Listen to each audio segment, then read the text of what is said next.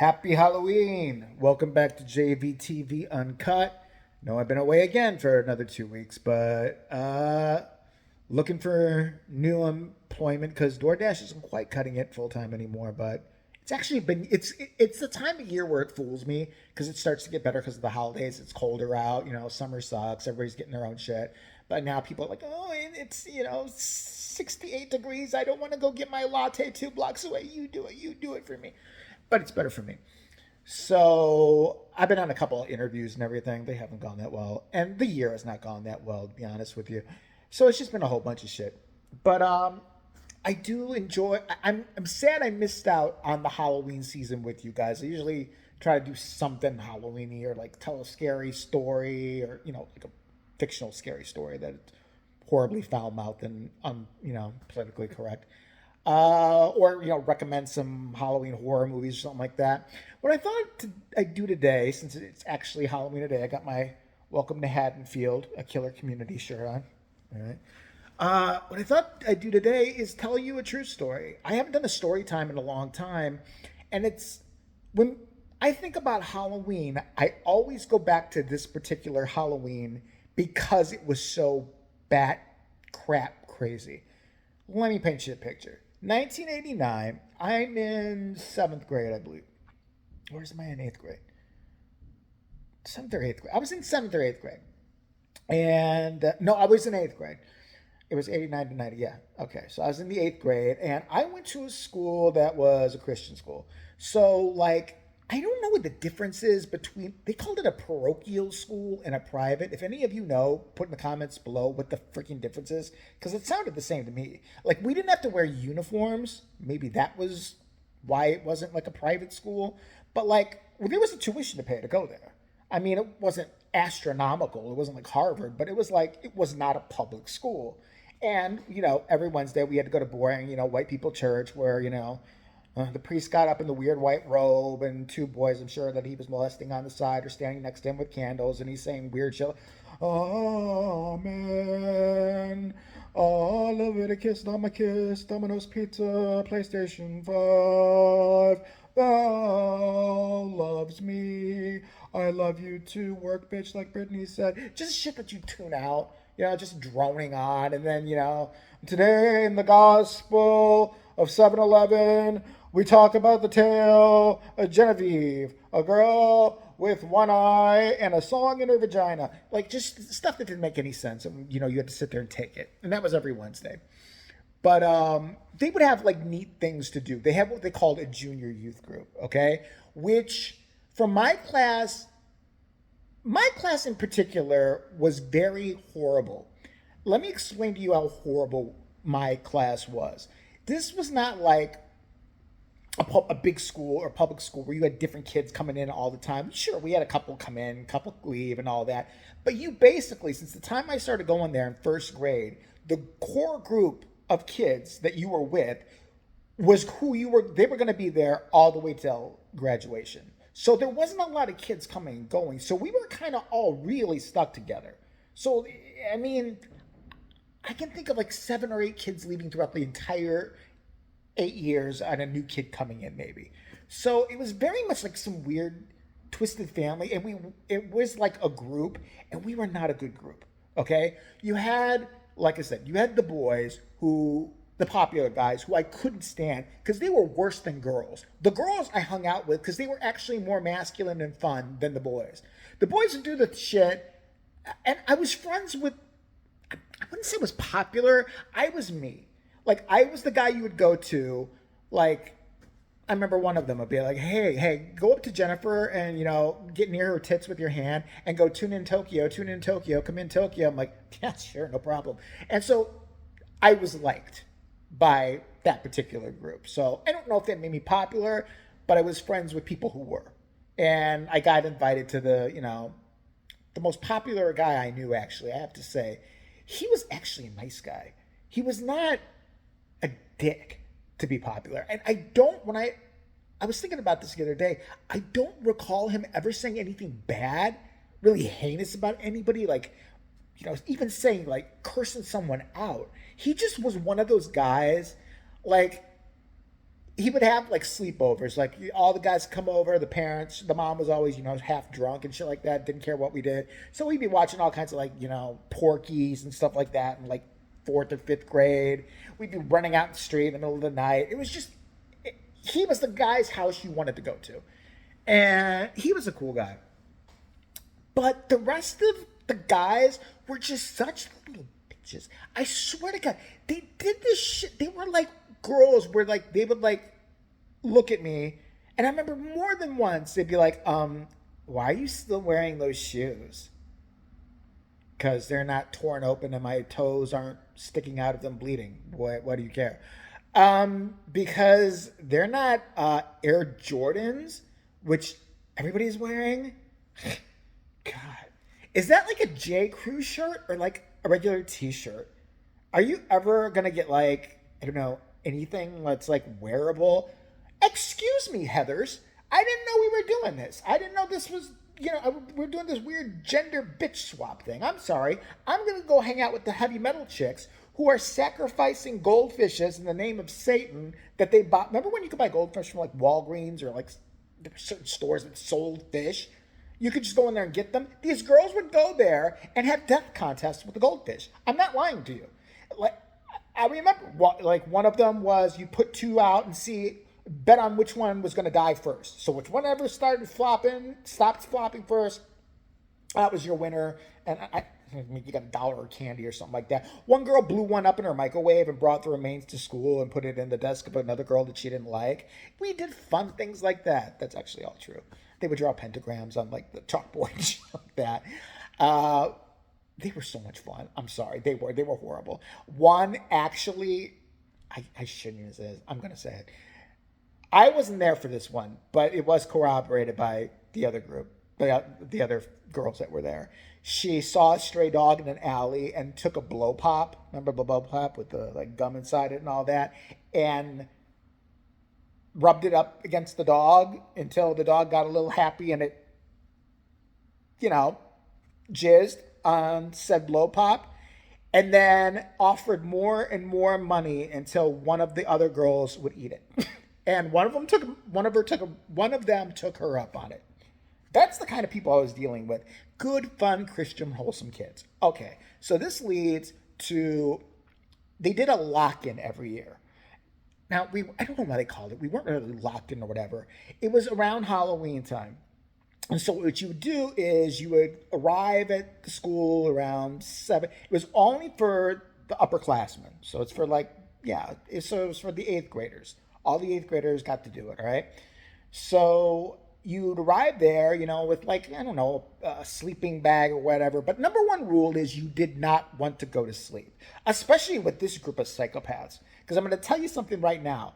They made it very clear, if any of you fall asleep, we are either peeing on you, putting makeup on you. It was like a petrifying experience when I think of it now. But I was excited for it. I thought it was cool. So like my parents dropped me off around like 6 or 7. And what it was supposed to be was we were supposed to all remain in the gymnasium, have our sleeping bags, watch it. We were taken to the video store by a couple of parents. We were supposed to just get, PG-13 rated scary movies, and the rest of the kids could play like board games. They set up in the boys' bathroom and the girls' bathroom. There was like, I don't even want to describe, like makeup kits, like, blood, if the girls wanted to like do some punk rock shit, the fake hairspray where you could make your hair multicolored, just a bunch of shit you could do. They set that up in each bathroom so you could go and make yourself a costume. They had punch and, treats and all that shit there. And I do remember, though, the parents, they were really cool because they did not give a shit what we did, and they paid for it later. But they actually took us to, like, whatever, the local Blockbuster and stuff like that. And we just all, like, picked, like, Texas Chainsaw Massacre, Friday the 13th. Everything the principal would later shit about and be like, I can't believe you got this. Why didn't you just get them Deep Throat? Why not? Do you know who these people are? But so it was supposed to be fun. And I did not know it was going to turn into the night of terror and hell that it actually turned into. It got bad. it's like, have you, like Lord of the Flies, Yellow Jackets type bad. Not murder necessarily, but I'm not going to say it wasn't for lack of trying. So we all arrived there. Some kids are, just sitting there talking. I'm talking with a few people. Then I drifted off into, there was a thing called the Annex that was right off the gym where somebody was watching Halloween. So me and a couple other kids are in there watching the movie Halloween and all that. And pretty soon we noticed that the two people that were in charge of us were getting pretty inebriated, pretty fast, pretty hard. And slowly but surely, one of them was actually starting to pass out. She was starting to for some reason, I think she was on one of the fold out lunch chairs. And she was just okay, kids, guys, stay in the gymnasium. She just lost. And she was like one of the parents of one of the kids that were there. That was what was even weirder. So the first thing I remember happening was I remember hearing like a loud clangs in the gym, like right behind us while we were watching the movie. And I'm like, what the fuck is going on? And they were chasing another kid with hockey sticks. I don't even know where they got the hockey sticks from. We didn't play hockey at my school that I can remember. Or maybe we did outdoors. They were like, not all of them had hockey sticks, but I think two of them, these were all the boys, by the way. The boys were doing this shit. We're chasing like one of the, kids who was unpopular. And let me just say about this kid who was unpopular. He was one of those who purposely made himself unpopular. He was the one, you know what I mean? Like, the teacher would forget that we had homework. He'd be like, Mrs. So-and-so, you forgot that we had an assignment. You know you're going to get beat up. You know you're going to, why? Why are you doing this? Jason's cheating on the test. Him and Tony are looking at each other's tests. They agreed to beforehand because then he's going to let him borrow this one book from Stephen King that he has. Shut the fuck up. What is wrong with you? Everyone hates you and you do things every day. He would fake asthma attacks. He didn't have asthma. Every day. It was the most, I'm 99.9% sure he was gay. So when I later found out on Facebook that he's married, your poor wife, he is gay. He was in the choir. He was swishing and singing. He always liked to be around the old people because they were the only ones who wouldn't beat him. He was gay. He was the gayest gay kid you could ever see in your entire life. All right, we knew then he was gay, but nobody, people just called him a fag and got over it. But it was him, and I'm going to victim blame with this one. There were kids that got picked on that didn't deserve it. Whatever, he would do something, I think it was his own demented way of getting attention. I think he wasn't getting attention at home, I don't know. So he ran up into, there was a door by the gym that would lead up into a staircase that led up into the church. And he was hiding in the church, in the dark, under a pew from these people who were looking to, I don't know what they were looking to do. And then I went out and talked to a couple friends and they were saying, okay, so now we're going to go around the school because we think there's a couple people that actually are trying to get to sleep. It was like 1 or 2 o'clock in the morning at this point. And we're going to go we got some of the girls' makeup from the girls' bathroom because they had more feminine shit, like lipstick and eyeliner and all that. And they're like, and we have shaving cream, and we're gonna go, some Sharpies, and we're gonna go right like asshole on their face, and just maybe kill them. Who knows? Let's go see. So let's go hunt. So we were hunting other kids down. I don't know at this point what happened to the other chaperone. I think because they were both so drunk, I think they just didn't really care because there was a few stragglers left in the gym. So they thought 1, 2, 3, 4, 5. Yeah, all 28 or 30 or whatever are here. Yeah, it's good enough. I'm going to sit down and have another margarita. So I remember we were going all around the school where we were not supposed to leave the gym looking for people that were sleeping. Somebody found somebody who was sleeping in, I think, the 4th grade classroom in a sleeping bag, but they were kind of wedged under desks because they knew the horror that was to await them. And I remember me and 2 other guys, the guys went in there, the kid's sleeping like this with his hand out, and they put shaving cream in his It was the oldest trick in the book. They put the shaving cream in his hand, and then one of them kind of kicked his face a little bit. It wasn't hard, but still, it was pretty bad. And the kid whacked himself in his face with shaving cream. He wakes up in a classroom, in a sleeping bag, with 3 demented guys all over him. One of them, especially me, laughing. And then I turned around and I farted on him and he just lost his shit. He was just screaming. He was screaming and running into the hallways. I get into the hallways. At that point, the girls had joined in, or other people had. They'd gotten to the principal's office. Okay. And you have to imagine, we are now just running through the hallways. Why not go through people's lockers? Because we were going through other people's lockers, throwing the shit out into the middle of the hallway. It was like that scene from Pink Floyd's The Wall, except we didn't have fire, thank God.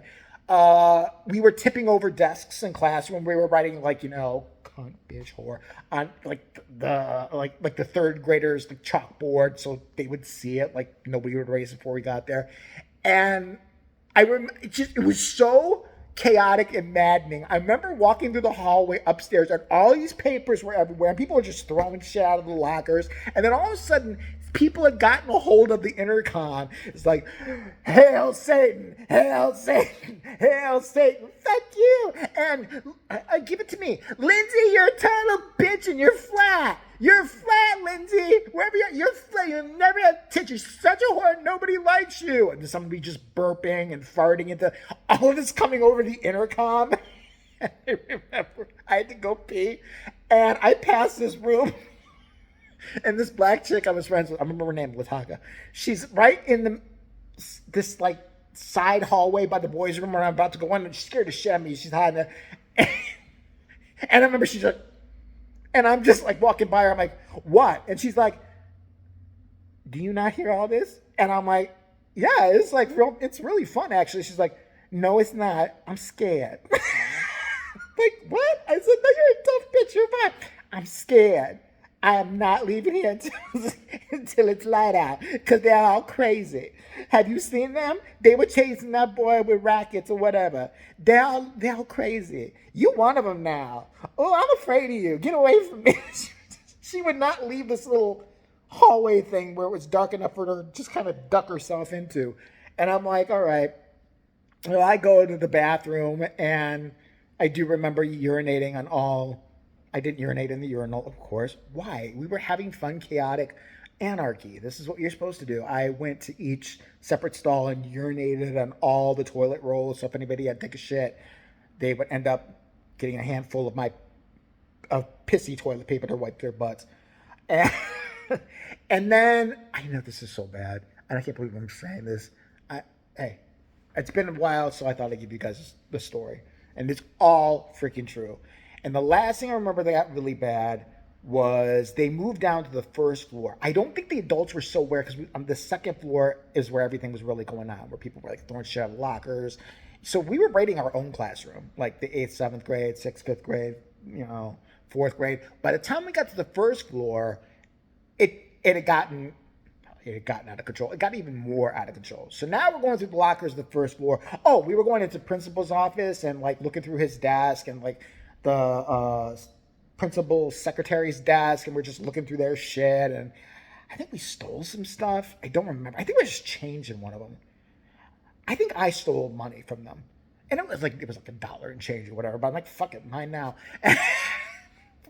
And then, well, I'll never forget is there had been this big like board, like cardboard, it was a huge cardboard sign, huge, with the kids who'd done the best, the honor roll students and all that. It was positioned right on the second floor landing, and we all decided it would be fun to rip all their pictures off and get on it and take turns riding it down the stairwell. Like a bunch of, so just pictures. First of all, we are all so crazed at this point from lack of sleep. Some of us had put that punk rock shit in our hair. So some of us had green hair, purple hair. Some of us had, some of the girls had just like put horror makeup on. Other girls like had just thrown fake blood on themselves. It looked like a horror movie. It did. And we're sitting there laughing like while 6 people are riding down on a bulletin board.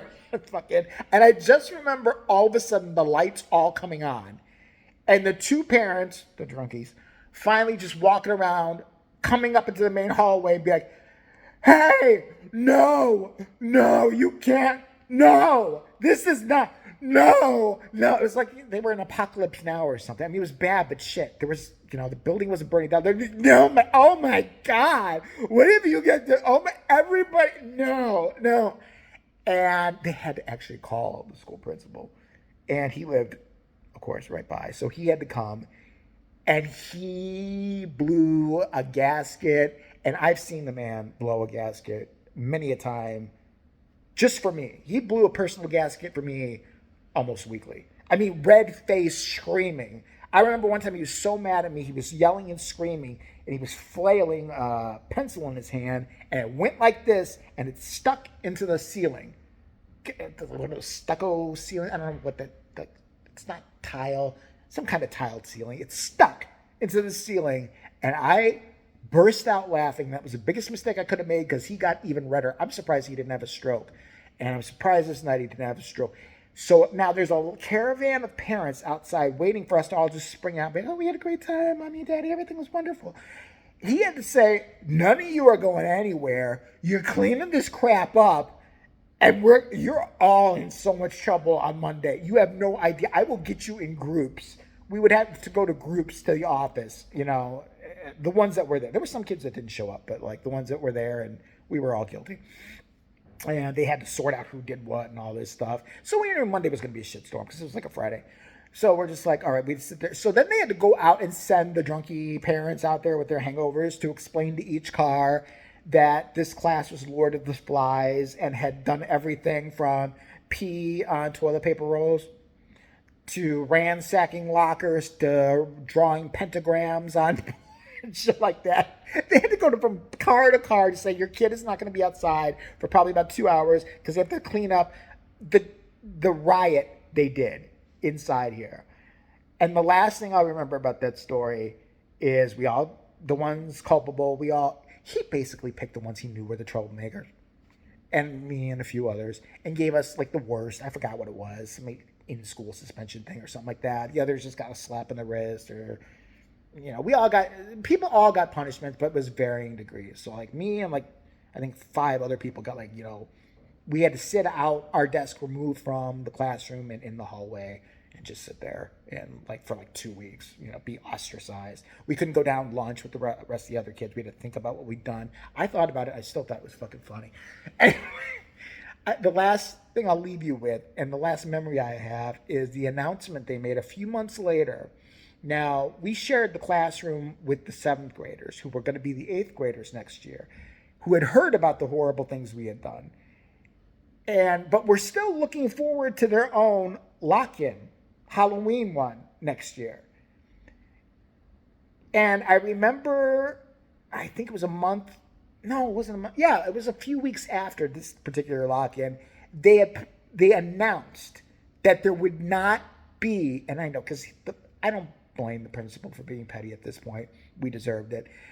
He basically came on there with some other announcements and then said, oh, by the way, there will no longer be any lock-ins at this school. That tradition has been broken. And I remember he said, and I'm sorry, lower classmen, you can thank the upperclassmen for that. And just the seething stares and vicious insults we got from them for the rest of they were so pissed. They were so pissed, and we were just like, we don't give a shit. We're not going to be here next year anyway. Fuck you. And so, it was like a thing between the 8th and 7th graders for the next, I don't know, it didn't last that long, but it was like they were so mad. And I knew people who went there well after that, and as far as I know to this day, they never had another lock-in because of the horrible Lord of the Flies lock-in that we had and the damage that was done and the people who needed therapy and the injured and possibly 1 or 2 dead. But yeah, that's what I really honestly think about when I think of Halloween. I think of that story and I think it was a good damn time.